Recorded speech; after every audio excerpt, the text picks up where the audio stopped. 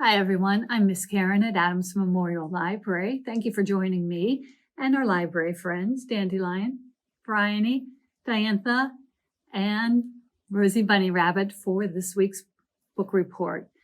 So the books this week are all about gardens because, I like gardens. My friends here like gardens, but the books have, some of them are about gardens that are a little bit different, a little bit unusual, maybe kinds you don't know too much about yet, because I didn't know too much about them. My friends here didn't know too much about some of these kinds, but we read the books and we found out. And you can read these books too. We will have them in the children's room, so you can come down and check them out there, or you can always reserve them and have them sent to another library, or you could always call us and pick them up through curbside service and we can get them to you that way. So let me tell you a little bit about them today, and then you can come and read the rest of the story for yourself. This first book is called LINH'S Rooftop Garden. This was written by JaNay Brown-Wood, and the illustrations are by Samara Hardy. This one's called Goodnight, Veggies, and this was written by Diana Murray, and the illustrations are by Zachariah OHora.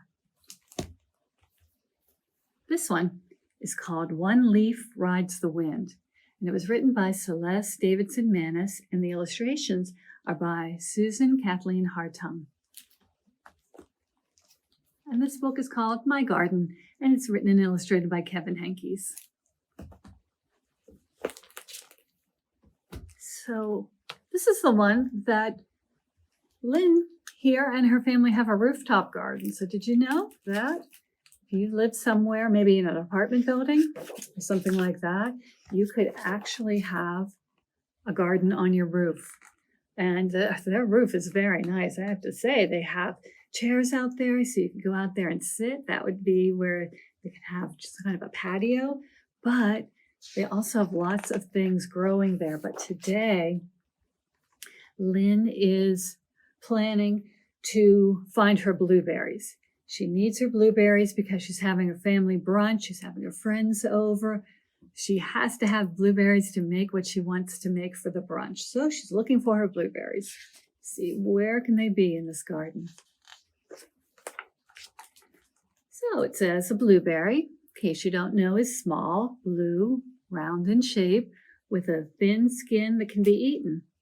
It has pointy edges on the top that form a crown and a pale green inside with many seeds in the center. So if you've never cut through a blueberry or bitten through half of it to look, this is what it would look like inside. It would be green with lots of little seeds. Blueberries grow on bushes, in bunches, and they hang on by thin green stems among waxy pointed leaves with smooth edges. Okay, so now that we know that, we can help Lynn find her blueberries. Well, a blueberry is small and blue. Blueberry? No, not a blueberry. They are small, but these are gooseberries. And gooseberries can be many different colors. They could be purple, they could be white, they could be black, green, but not blue. So these are not the blueberries. Blueberries round. How about these? There's little round things on these, but nope. You know what those are? Those are blackberries. So on a blackberry, it does have these little round balls, but they grow in a big cluster, and then the whole shape is sort of kind of an oval or a cone, something like that, kind of pointy, not quite round. So blackberries are good too, but not blueberries, and they're not going to work for Lynn's recipe. Well, how about these? Blueberries have thin skins. These have thin skins, but no, these are onions. So they do have a thin skin, but usually you take the skin off. And onions might not be interchangeable with blueberries. If your recipe calls for blueberries, using onions might not work. So I don't know. How many things do they have growing in this garden? Is she ever going to be able to find her blueberries? If you read this book, you'll be able to find out. The veggies who are growing in this garden and sleeping in this garden, resting in this garden at night, are actually also in a rooftop garden, but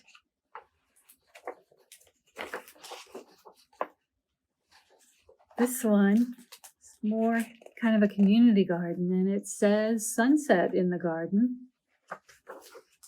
Robins in their nest. Tossing, turning veggies. Need to get some rest. So here are some turnips tucked in tightly. Here are potatoes. Ooh, closing eyes. There's a little worm checking on everybody.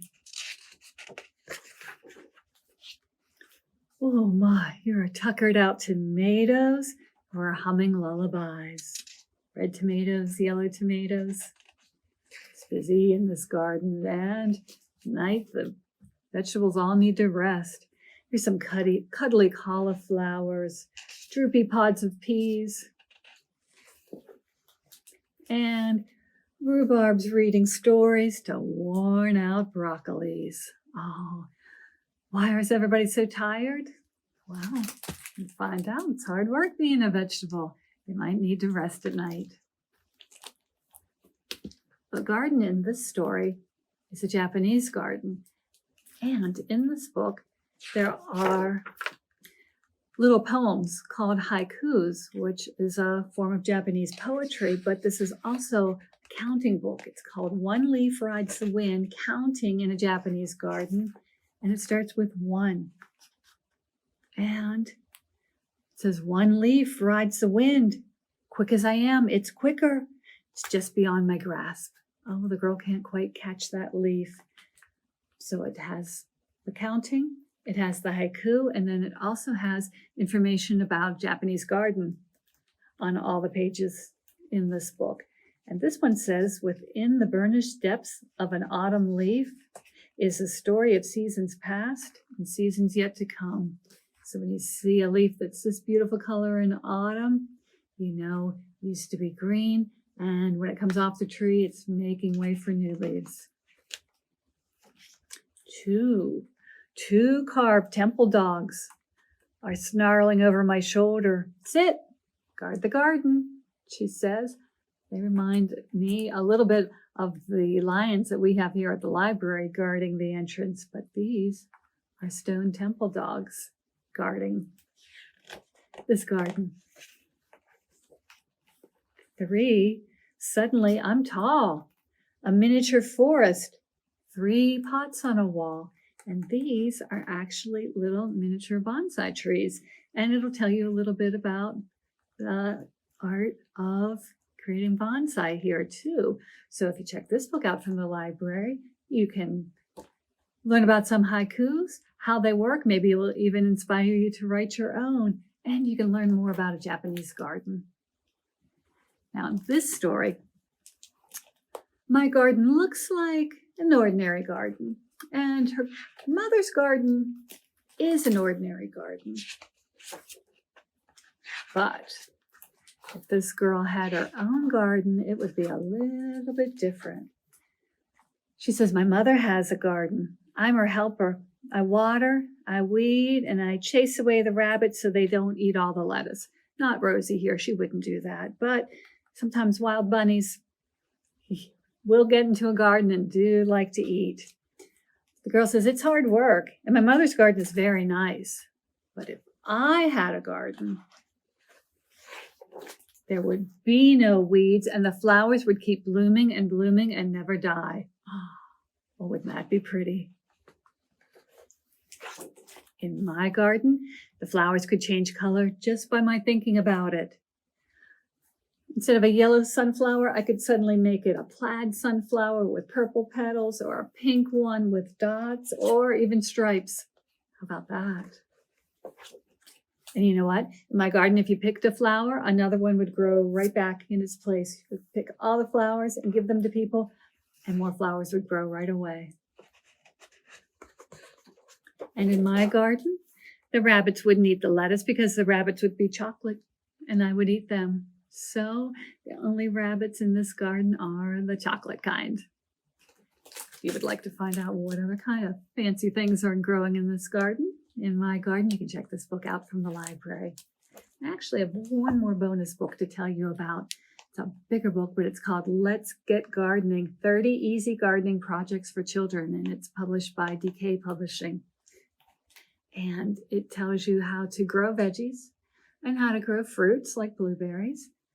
And it also tells you how you can decorate your flower pots.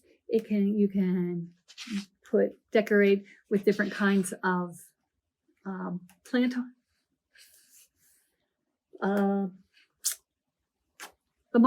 markers, that's it. Plant markers to tell you what you've grown where, and it'll tell you about how to grow vegetables to attract bees or butterflies. So it'll give you lots and lots of good gardening ideas, and this one will be available to check out too.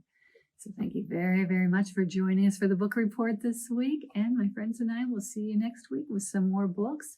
And if you're out starting your garden now, good luck with all your gardening. And, you can always take some pictures and show us about it and tell us if you grow any chocolate bunnies in your gardens. I think my friends and I would be glad to visit. So thank you very much, everyone. We'll see you later. Bye. Thank you.